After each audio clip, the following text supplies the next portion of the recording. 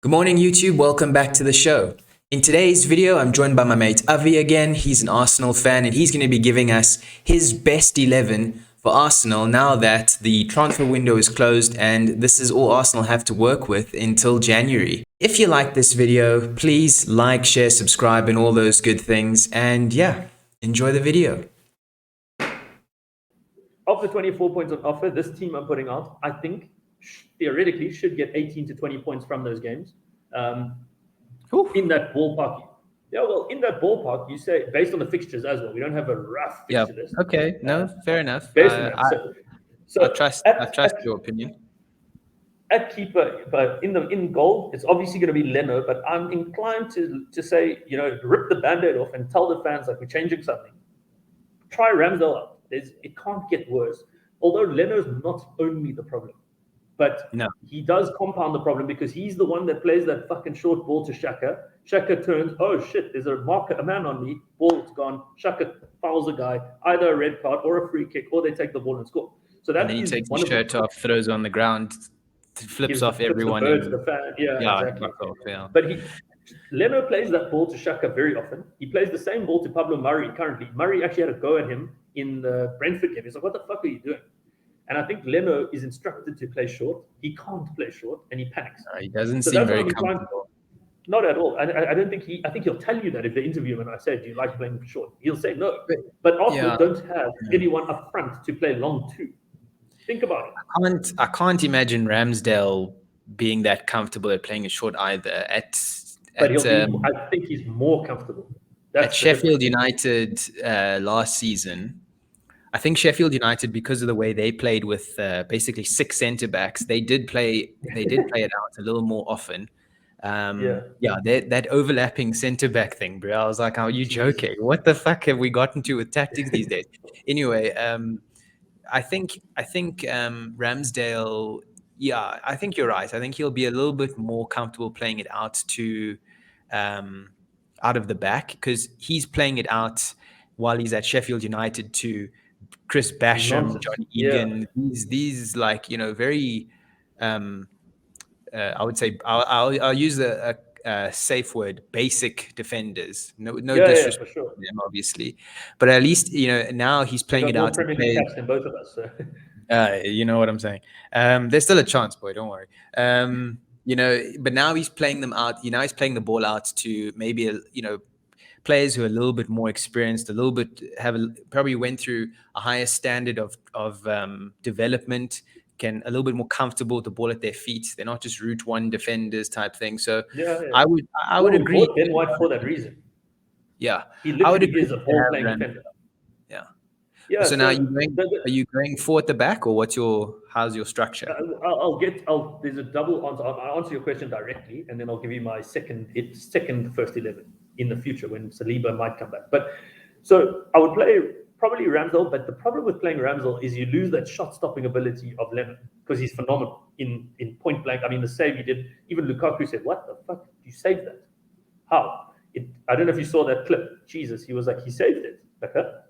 It was unreal, but you lose that. But I think because Arteta is forcing the short game, you have to play someone who can play it. Yes, you're going to lose on the shot-stopping ability, but you're causing more trouble for everyone else. The defenders don't trust Leno. I think that's the problem. All of them know you're going to get a hospital pass at some point. So they're all nervous 24/7. And none of the defenders, okay, maybe Kieran Tierney, but I think Tierney's not a ball-playing defender. He's very good going forward, but he's not someone that'll beat a man like short, in your box or whatever. He's not comfortable on the ball. And none of the defenders other than that are very good with the ball at their feet currently. Maybe Gabriel can receive the ball. I don't think he's going to beat a man, but he can receive the ball. So I think you've got better players at the back now to implement the system. And if you're going to stick with it, then you can't stick with Leno. It doesn't make sense. Because if you think about the other option is Arsenal kick long. You play route one with the keeper gets the ball, boots it up long. Who the hell's up front going to win the ball? None of them. Zero. There's not one player. No, there's no more Giroud. There's no one over 6 foot that's good in the air. Exactly. Maybe Lacazette is the only one who can play the hold-up play a little bit, but he doesn't start. So you can't play route one. You have to play short because of the players you bought. So I think for me, on that basis, and I don't think Leno's, as I say, I think Leno's a way better shot stopper, and the experience and all that shit. But because just of the for the system, style of play, we're going have, Ramsdale. Okay, you have to go Ramsdale. At right back is obviously going to be Tomiyasu. for Yasu sure. or whatever. Give young Tommy the nod there. Well, your other option is Cedric, who I think I was taller than him in grade 4, and I'm not even tall. So he's too small. I don't think he's physically built for the Premier League. Cedric's another one. I'm like, how is this Oak still an Arsenal player? It doesn't make anyway.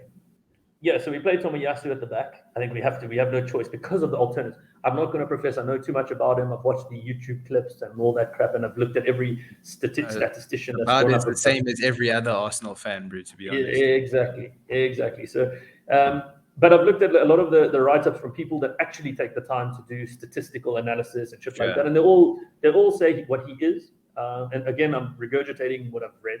Is he's actually a defending defender. So he brings a lot of balance to Kieran Tierney, who bombs up top.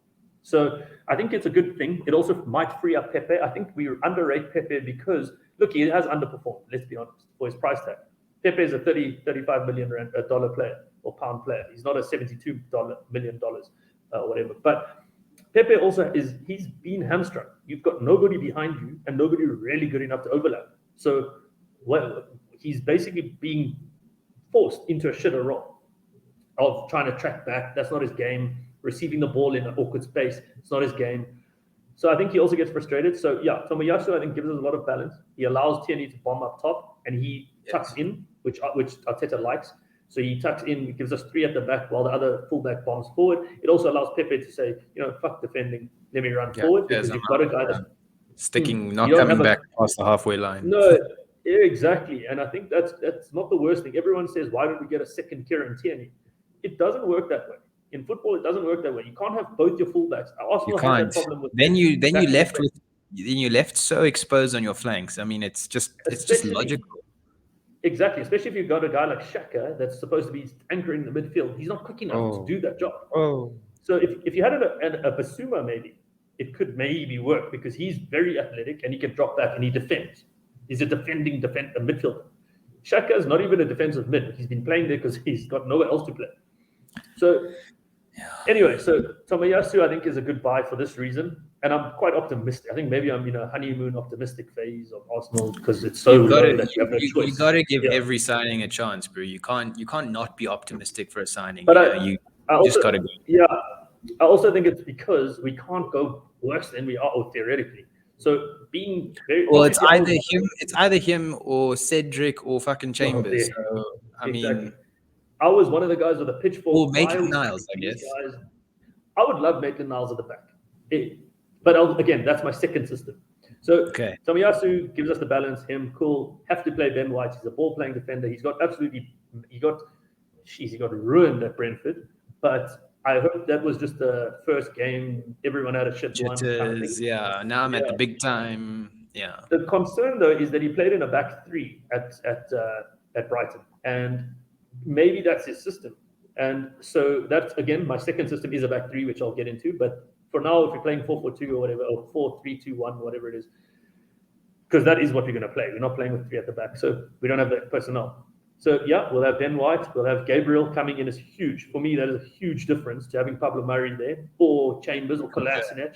For sure. He's the one Brazilian that I'm like, Edu must bring more mates like that. Yeah, and he wasn't expensive. I don't think he was like over 20 mil. So him and obviously Tierney at the left. He's the one for sure. There's no one else really. Yeah, it's either Kolasinac or him. I mean, there's no one else. No Tavares. They got Nuno Tavares now. Oh, no Tavares. Yeah, sure. Actually, to me, Tierney's future captain material, bro. I think he's 100%. Nobody for sure. He's the man who's going to stick it on the right hand side. Being 2 holding midfielders. Well, no, because I don't think Thomas Partey has the engine to play that role of a box. Everyone says he's a box-to-box, but he doesn't. If you see him in games, he looks knackered by like the 70th minute. He looks absolutely shattered. So I don't see him being a box-to-box midfielder. I think he's but you can't leave him out. No. He's 100%. He is our best midfielder. It's obvious, but I'm saying the role that people think he is, that hard tackling, box-to-box kind of. He doesn't seem to have the legs for that. I think Tony Adams said that as well. I think that's where I heard it, and then it made sense. But he's a very good he's a strong midfielder. Yeah. Okay. He's a strong midfielder. I like him a lot. I'm not underplaying him. I'm just saying I think people's perception of him is not what it is. So next to him, I'd have Lokonga, and I actually would love that partnership. I think that's they complement each other. To me, that partnership could be crucial this season. Exactly, but whether Arteta probably is going to play Kolasinac in the second midfield role. Arteta will play. I don't know. I don't know if Xhaka and Arteta have got a little bit of a love-hate relationship there. It's quite weird because every manager loves Xhaka. Wenger loved him. Emery came in and said, I fucking love this guy. I think he's good in the. I think he's a manager's footballer in the sense that like he carries out his instructions. He's very good tactically. But he's got like a crazy side. He's got like a self-destruct button in him where he's like he'll just fuck out. You know what I mean? Like why nobody can be shocked by what Xhaka did, and especially Arteta cannot be shocked what he did. Like that is Xhaka. He's going to give you out of a season, you'll get 70% of games where you say, no, this guy's not bad. He's a decent midfielder. But then the other maybe 20% is where you say, oh, how is this guy in the Premier League? And the other 10% he's getting a red card or making a lunge and doing something wild. You're going Partey and Lokonga as your midfield I'm pair. very excited for that, yeah. And then are you doing 3 and then a 3-1? I think Odegaard is going to have to go in front of them, I think. So Odegaard plays. For me, I like Emil Smith-Rowe. I think he brings out a lot in other players. Emil Smith-Rowe. I'll agree with that. Smith-Rowe, I rate. Yeah, exactly. What he does really well, which people overlook, is that he makes the runs that are. It doesn't receive the ball, but he pulls defenders with it, which nobody else seems to do. So he doesn't always look like he's got assists all over the show, and if you watch him carefully, and obviously this is in post-game analysis that you see these things, he pulls defenders because he makes those runs, and he doesn't. So he gives like a non-assist, if that makes sense. He does the groundwork, bro. He creates the chance pretty much, and then he creates the space. He creates the move. Exactly.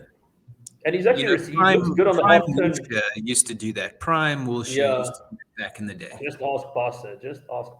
The best 5 games of his career, bro. I mean, shame he can't even get a game now. I think he's playing in league. He doesn't have a team, bro. He doesn't have a team. Yeah, I mean a team. Yeah, so it's very sad because that guy, if he didn't get injured, him and Abu Dhabi would have been absolute Rolls Royce.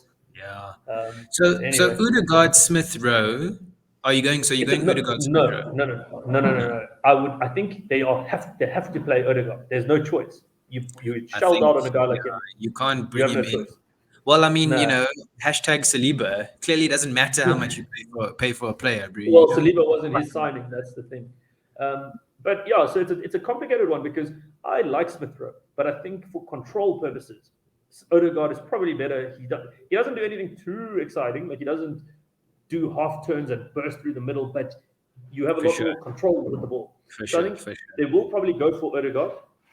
Whether you choose him or Emil Smith-Rowe, I don't mind. I'm happy with either. Odegaard also, to me, doesn't seem like he's got the attitude that other players who play the 10 have. Because you say he's captain of his country. He doesn't strike me as like the Ozil who's like just a lazy player. Like I think you'll get a lot of running out of him. You'll get a lot of work out of him. Because historically, other 10s you've had, and I'm talking about Ozil specifically, you've had these luxury 10s who, don't tend to pull finger when the team is on the defense, You can have a luxury 10 when you have someone like Kante behind you. 100%. You literally can say to your 10, don't even ask where the other. You can have a luxury 10, 11, 12 there if you wanted. But you can't have that when you have a Granit Xhaka. Like, it doesn't make sense. You need like a super. Granit Xhaka is a luxury there in his own way, bro. I mean, oh my goodness, the fact that he makes 90 minutes is good enough. It's more than enough of a luxury. Bizarre. So who's going? So I assume Odegaard's at the base of like he's in the middle. He's the 10. He's at the top. He's at the tip. Yeah, he's the 10. Yeah. So like I say, I could happily choose him or Emil Smith-Rowe, but based on what I've seen, I think Arteta will go for him. Agreed. Like he's the choice, and I think you'll see this season. Him and Odegaard, ESR and Odegaard are going to interchange at around this, I'm guessing, around the 60, 70-minute mark in almost every game, unless they play together, obviously. Probably, yeah. But it seems logical. On the left, you have to pick Saka. There's no brainer. And I think on the other side, is Saka. Yes, you can't. I don't think there's a fan. I don't think even Spurs fans hate that guy, which says something about him. about him as a person and a footballer. On the right-hand side, this is where it gets tricky because I'm inclined to go for Emil Smith Rowe. I want him in the team, is my point. But I think Pepe is How someone can you you need leave to out play. Pepe? How can you leave out Pepe? So I think, yeah, I'd also go Emil Pepe. Smith Rowe, I don't think he's a winger, and I don't think he thinks he's a winger. But I think what he does for the team is what I want in the side. But there's nowhere else to play him except on the wing because Yeah, Odegaard's not got the legs to do it. no. So But the anyway, you're problem gonna with have to go with Pepe, Pepe. so the problem, my now we don't know a lot about Tommy, and from what we do know, and from what the researchers told us, your research, he's a defensive defender, as you say. Yeah, But now he's Pepe a more likes to secure cut defender. Yeah. inside. Pepe likes to Mhm. cut inside and have a shot, but if he can't have a shot, he'll want to place. And okay, look, I know Arsenal fans weren't very keen on Bellerin towards the end there, but at least Bellerin gave Pepe The that overlap. option, the overlap exactly. The I problem is don't know if Bellerin is Tommy's not. going to give that. Well, look. So from what I've To be seen, seen. and again, you can make a YouTube compilation of me playing five-a-side at Discovery Park, and I will look like a Rolls Royce because anything can be made into as a For sure. compilation. You just But take the best bits, clip it up, and there you've got a video. That's exactly what I'm going to do exactly, here. but exactly. But what I've seen of Tommy in those kind of clips is, and obviously I've read about experts in Italy that have talked about him. He does have the ability to do that run, but it's not his Mhm. first instinct. So he has the legs. Apparently, his pace isn't bad at all. So he can do that role, and I He's think it will young. I make mean, sense. he's got all the Yeah, pace 22, that a youngster has. Yeah, of course. and he's taller. He's 6'2", so we needed some height in that defensive line. Yeah, Okay. he's big. So he gives you that option, and what I've seen a lot, he actually beats his man, which is quite weird in a tight space. It almost is a kind of weird. He plays it like a midfielder, like he receives the ball and he's keen to take the man on, but he's not the kind of midfielder. I mean, winger or whatever you want to say, call it in that instance, where he beats the guy by pace. He's Mm. pretty good at shifting the ball and running. So I think he will.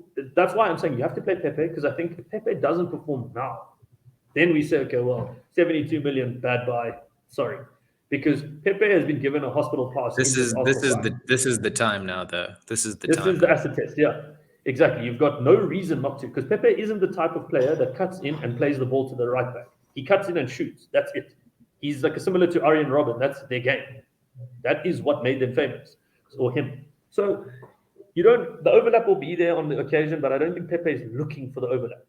So What you tell me, what you say about Partey?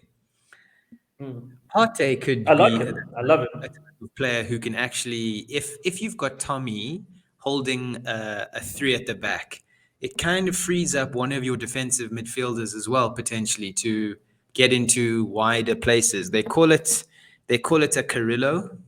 I don't know where the term Mhm. came from. I just heard it on a couple of Yeah, videos. It's yeah. called a Carrillo, and the Carrillo is basically the a wider midfielder Hmm. Well, who that will makes sense. But interchange here's with the midfielders around him, basically.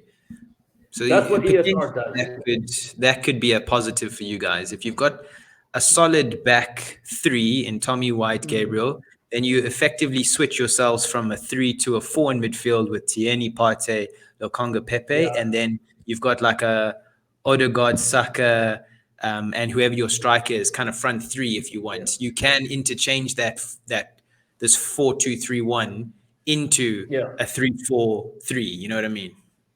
Well, that's why Arteta likes Shaka so much because Shaka, when the scenario happens, when they're on the break or whatever, Shaka and Tierney bombs forward. Shaka drops into that left back role, and that's what he's very good at tactically. He's not good in the role, but tactically, he doesn't run forward with That's everyone why else. So managers love him. That's why yeah, managers love him. Yeah. exactly. It's similar to Kevin De Bruyne is a similar player. He's a very specific type of Whoa, whoa, player, whoa, but he whoa. has You the just skills. compare. You No, no, compared no, no. Xhaka He has to. the skills. Just. Oh, He has the I'll edit skills. that out. Jeez, for your own Yeah, benefit. I'll jeez. edit that out. Don't Yeah, worry. and Don't everyone's embarrass gonna next yourself thing here. headline. But Yeah, our no. So viewers Kevin De will be Bruyne, embarrassed. Oh my god. Kevin De Bruyne plays like a role where he's tactically so rigid, and that whole City side is very tactically rigid. But you've got the skill to execute it. That Kevin De Mm, Bruyne is probably one of the best midfielders. He probably is in the world. But he plays a very specific role at City. It's not like he's coming tracking back and that kind of thing. He's a very specific type of player. And I think Shaka is similar, except Shaka doesn't have the ability. He shouldn't be doing that role, but tactically he can execute. My point being, Kevin De Bruyne, you can say, Kevin, the whole game, you just run 10 meters forward, 10 meters back, and he'll do it. He is so good at whatever you tell him to do. And Shaka is the same, but he's not good at it. He's good at executing the instruction, but when it comes to crunch time, he's not the guy. So that's why I think Arteta likes him, because he immediately drops back into that left back role and gives you a back 3 or 4, whatever it might be. But then you've got a back 4 that can't defend anyway.